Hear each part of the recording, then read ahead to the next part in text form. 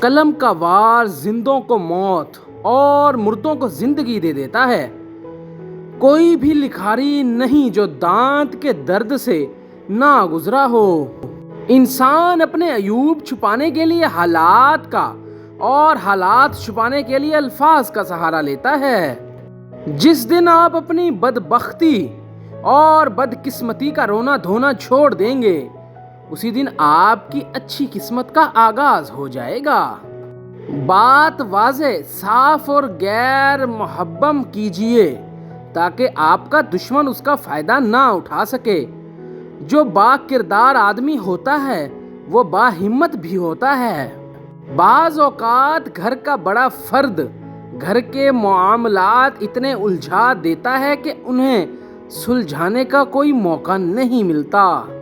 چالاک کو فائدہ اٹھاتے وقت یہ فکر لاحق رہتی ہے کہ وہ اپنی چالاکی کو کس طرح چھپائے۔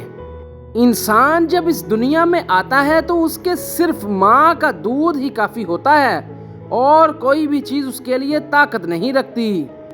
حق تعالیٰ نے انسان کو فرشتوں سے کچھ کم ہی رتبہ دیا تھا، لیکن انسان خود ہی اپنا رتبہ کم کرتا جا رہا ہے۔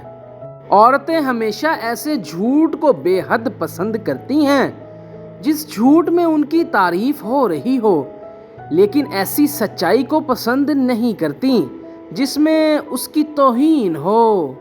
اگر ہمسفر اچھا دوست ہو تو لمبا سفر بھی راحت و سکون سے اور جلدی سے گزر جاتا ہے۔